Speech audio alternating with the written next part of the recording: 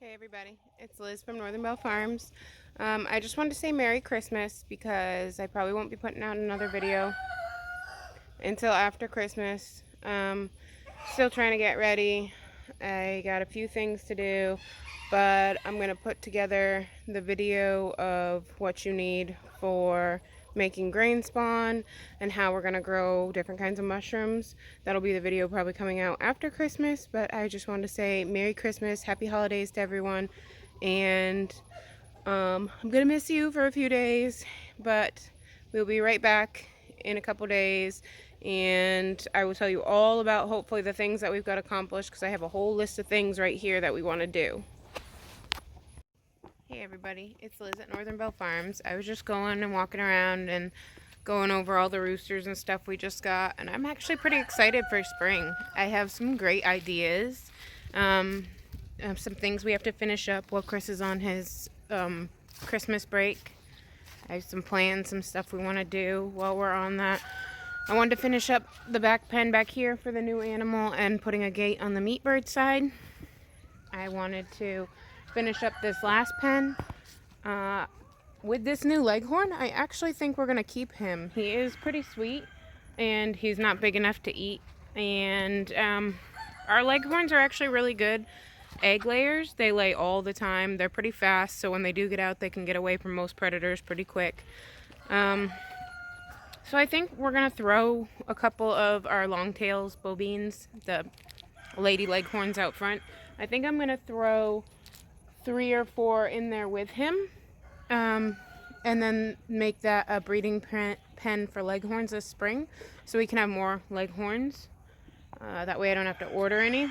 Then I was thinking the doors are going to be sectioned off in here in these pens in the spring for breeding. So we're going to have Silky, and then we have frizzle hens and frizzle roosters. And frizzles can't be bred with other frizzles. Since it's a genetic mutation, it makes their little wings or their little feathers like glass. It's actually really painful for the bird, and most of them don't make it. They usually suffer until they die. So you can't breed frizzle with frizzle. So we have female frizzles and a male frizzle. So one pen will have the male frizzle and then maybe a Silky and the other regular bantams. And then the other pen will have the regular bantam rooster, that guy, the orange guy in front there. We'll have that guy in the other pen with the frizzle girls. I may throw a couple regular chickens in either pen, in the frizzle guy pen, to see if I can get a bigger chicken to frizzle and stuff like that. And we're going to have the red frizzle and the white frizzles in with the regular bantam, and I may put a Silky in there, so we'll have some sizzles and some frizzles. So we'll have those. I'm going to put Pretty Girl in with the frizzle rooster to see if I can get her markings on a frizzle. So frizzles, sizzles, leghorns. We recently found out that the chicken that was on the back porch, you know, that one that eats cat food, he's actually a rooster. So I was thinking of taking the meat bird pen after we're done with it in a few weeks here and putting in olive eggers, because there's 2 or 3 out front and 1 or 2 in here. So if I put in a roux and 3 or 4 hens in there, then I should be able to have olive eggers. And I think we're going to keep the cochin from in here and put cochins in there. So then I can specifically breed leghorns, frizzles, sizzles, silkies, olive eggers, and cochins. So then the only thing that I can't reproduce myself that I would be looking into getting is the blue eggers. And basically I would have to have another pen for those because I don't have the sectioned off space for them. So maybe eventually, because we're definitely not taking anything else on this year, the list for this year is pretty much filled up. So maybe next year we can add a second pen on the outside of that one. Just a run like this, the caged in run, where we only put 4 or 5 chickens, only in the spring for breeding purposes. And then I could have blue eggers, olive eggers, cochins, leghorns, Morans, I forgot about those, and Welsumers. I think I'm going to put Morans and Welsumers lay the really dark brown eggs, and you can keep that color dark if you put them and breed them with olive eggers. So if you have a dark brown laying egg hen and an olive egger rooster, you can have them breed for a dark brown shell or a dark green shell egg. So I think the olive eggers, I will put 2 Morans in there. So I'll probably have 2 or 3 olive eggers and 2 or 3 Morans. But I'm excited about making all these different, I guess, colors of chickens, different feather patterns, different colors, different looks, and different egg colors. I'm really excited to start experimenting with the eggshell colors, seeing if I can get a darker blue by maybe eventually breeding getting the a blue egg with maybe an olive egger, or a blue egg with maybe a dark brown egg. Maybe it'll make a darker blue. Because our blue eggers, you get a year or 2 with the blue, and then the color fades to kind of a white, and you can barely tell that they were blue anymore. So we have to rake up out back here. All the leaves are starting to fall on the ground, so we take this pool, we flip it over, and then rake up all the leaves and drag it to the fire stink can here and burn them. I already started raking up around the bunny pen over there, and I've been using it to mulch the hydrangeas and the peppers that are left in the garden. And we're gonna finish the pens out back over here in the back of the garden. I gotta have Chris build the beehive. I'd like to pressure wash the roof of my greenhouse. Gets all mildewy because it's really hot and humid here, so it gets like all this green mildew, and it makes it really opaque and hard for the sunlight to grow through. I think that's another reason all my stuff in there is growing so slow. So I would really like to pressure wash the greenhouse. And since the chickens roost above their coop out front here, the top of the coop gets very disgusting. So I'd like to pressure wash that too. And I think what we're going to try to do is, since nobody uses this, I was thinking if we put a post here in the corner, and then there's already one in the back side, then we can wrap that and the top with chicken wire, and we can cut the chicken wire that's already here on top of this miniature run and just raise it up to meet that other one. And then I can put all these ones that keep getting out in there again and try to see if they want to go in there again. I don't mind them out so much now, but in the spring when all the plant starts are over here, and when the foxes start to come around again, I'd really like to have somewhere to put them for a couple weeks. You know, if one does come up in the yard and snatch them, I don't want to just leave them out, because that's how we lose a lot, and it happens every spring. So I want to get ready to have a space that's sufficient enough to keep them all. So those are our plans. We also have to go to Jekyll. We always go to Jekyll Island. They have a thing called a treasure hunt in the months of January and February every year. Outside they hide clear plastic orbs with a tag inside, and you get to take, if you find one, they hide 1 or 2 every day for the 2 months.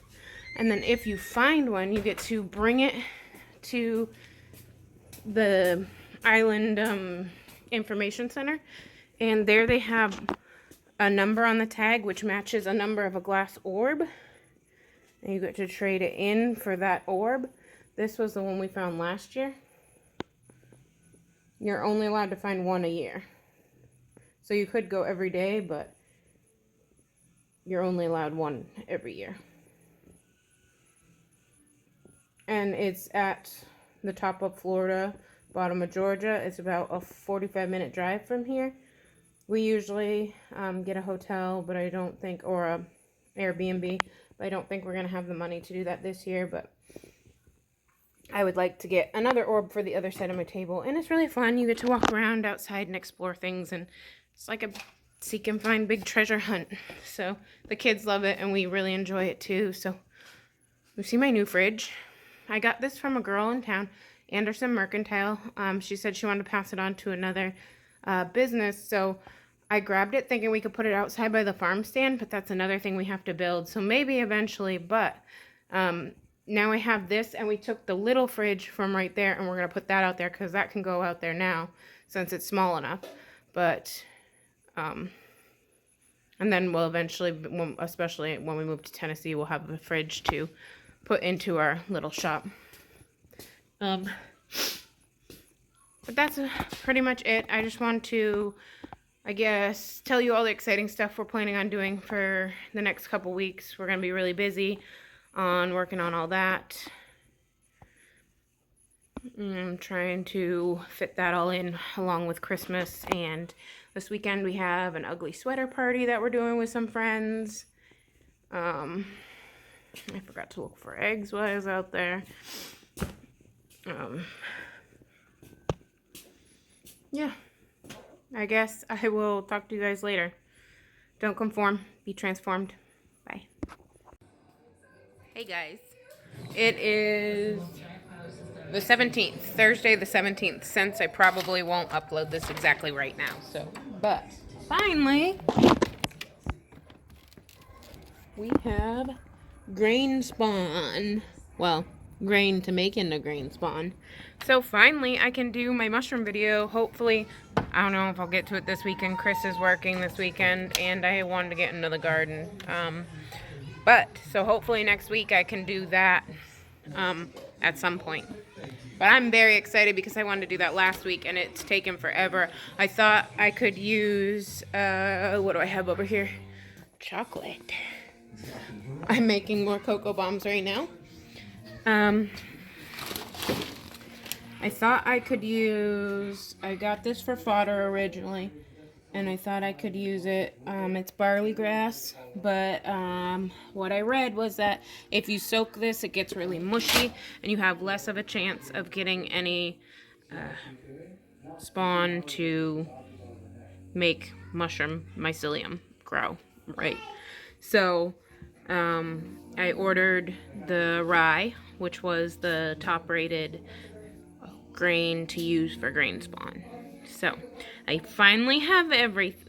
Oh, I don't. I'm waiting for hydrated lime, which is actually used in concrete stuff, and it's called calcium something or other.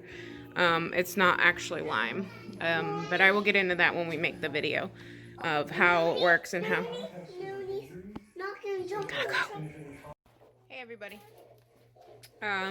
So I was looking for peas. I'm gonna try and plant those this weekend. I'm gonna try and get a bunch of stuff in the garden this weekend. I'm in my laundry room pantry. It is the back part of our house, which was a 2-car garage, which we modeled into 2 bedrooms and a storage room right here. And I came across this. This is my mess. My husband had built this seed rack, which doesn't even come close to holding all my seeds. I'd probably need one 3 times that big to hold all my seeds. But I came across these. I have some in the greenhouse still, but I have baskets and baskets of seeds and a box of seeds here. And I can't even see what's in here, so I have to take this all into the living room and reorganize it to find out what I got, what I need, what's going on here. I wish I could get in the greenhouse. It's still filled with all the frost stuff. I don't really want to move it out and then have to move it all back in if it frosts again in a couple weeks. So I think what I'm going to do is maybe try and clear a path. I don't know. May have to try and clear a path. But hopefully I'll get some time this weekend to work on the garden. Also, I didn't give this much thought at all this summer, because the first year we planted it, it had a bunch of ground cherries. And it didn't get very big, and the girls would come out here and they'd end up eating them all. But this year, it grew so tall because it didn't die last year, and it didn't really do anything until now. Now it's got a bunch of ground cherries all over the top of it. So I'm looking forward to sharing those with Hazel because she loves them. But they're all over the top. I was wondering why it did nothing all spring and summer. I guess it just put out all its energy into growing to be this massive. It's easily 10 feet long because each of these sections from this pole to this pole is about 5 feet. Here is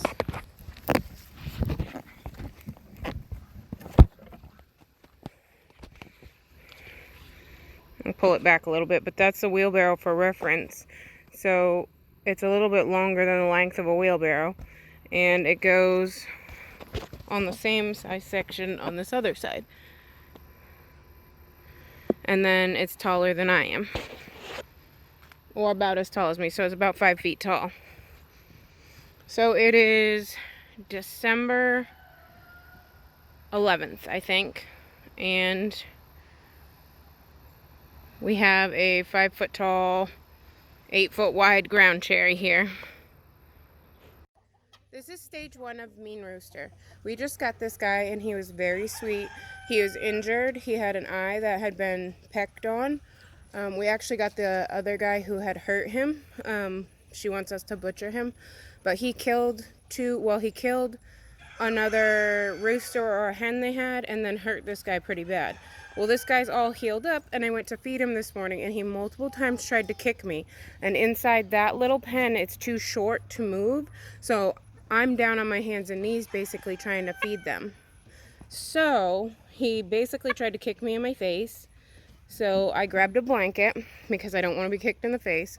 So I grabbed a sheet and I tried to put it over him, which of course is going to scare him, but it's also going to keep him from being able to see what he's doing to get me. So this is stage 1. He's a jerk and he's been trying to hurt me, so I'm going to hold him. And I'm going to hold him and I'm going to walk around for 15-20 minutes holding him. And then I'm going to put him back. And if he continues to try and kick me later, I'm going to pick him up and hold him again. And I will do this all week until the point where he's not going to try and hurt me. And after about a week or so, if this holding doesn't work and he only becomes more aggressive, then we'll get rid of him. But I wanted him so I could make more leghorns, because leghorns are really good egg layers and they're also really agile. Even when you clip their wings, they can still fly pretty high, so they can get away from predators really good. But leghorns lay like 300 eggs a year, if not a little more. So they're awesome egg layers. They do okay in the heat because they're not so big. And we want to try and make some in the spring, but I won't keep him if he's trying to hurt me. Either that or we'll have some more and then we'll get rid of him and keep one of the other roosters. What about me? What? Go slow. Okay. I'm going to start this video off by saying there is graphic video here. I'm not a vet or a doctor or qualified to do this, but I've watched some videos and the options are cull her or fix this. So I need to try and fix this, or we can say goodbye to this little red silky. But she has a prolapse vent and is egg bound, which means she tried to lay an egg and her vent didn't open up wide enough to let the egg through, so her intestines came out with the egg and we can't find the end of the intestines to get the egg out. So I'm soaking her. Right now she's soaking in the sink.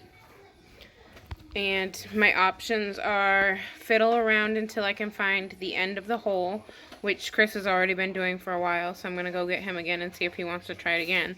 Or I've seen a couple people cut into the flesh to get the egg out. It looks like there may be a spot that we could cut, but that's could lead to infection internally, and then we're gonna have to cull her anyways. So I'd like to try and find the end again and get the egg out of this chicken. So here we go.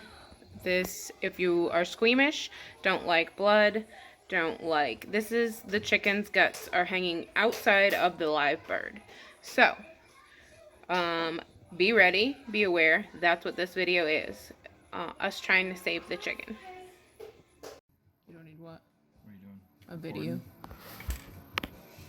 This is the egg that is stuck in the chicken.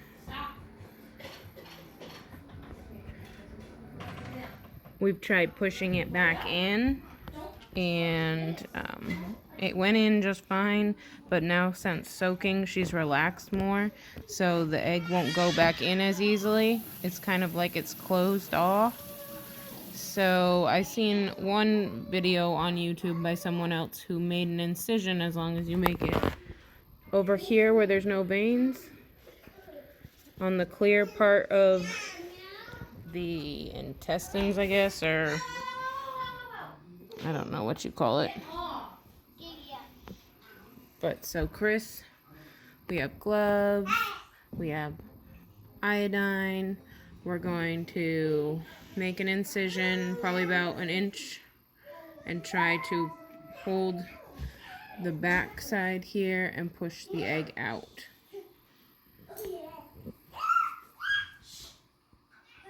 Go ahead.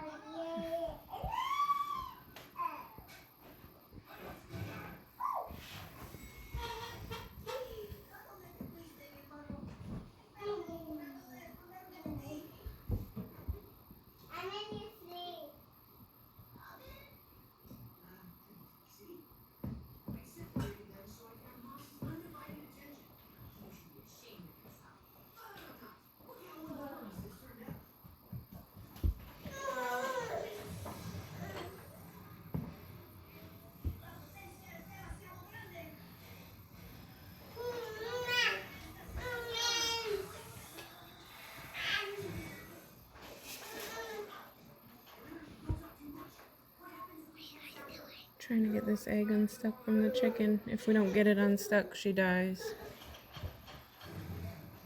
And we can't find where the end comes out. She's relaxed so much that she's closed it back up.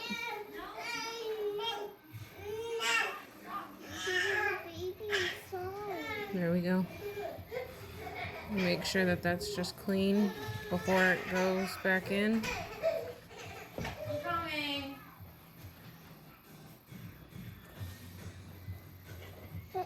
Is the eggshell soft? They said sometimes when the eggshell's soft, No. well, it just must be that she's a new layer. I'm pretty sure that's her first egg. And there's no blood, right? Nope, no blood.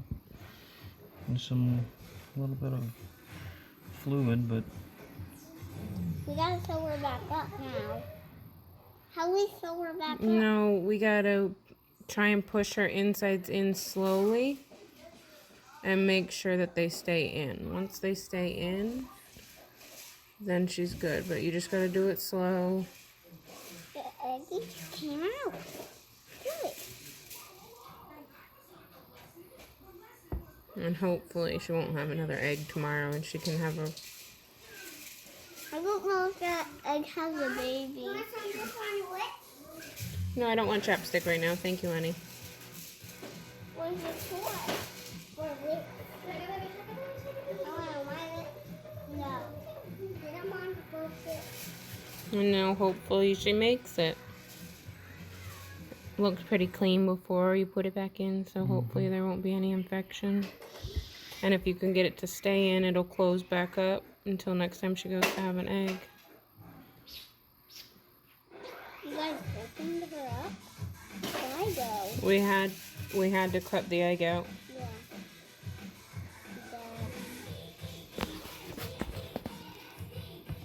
Here's the egg that was in her. It's out. She's up. She seems good. We're just making sure that in her flailing, she's not pushing it back out. It doesn't look like it's coming back out. So I guess we're going to check on her probably later today and make sure she's still okay. I have named her Penelope, and now I'm going to put her back, and we'll come back out in a couple hours and check on her just to make sure that all her insides are still on the inside where they're supposed to be. So, Penelope, I'm actually going to clean those boxes and put a whole bunch of clean, fresh stuff in there so that it's clean where she sits, too.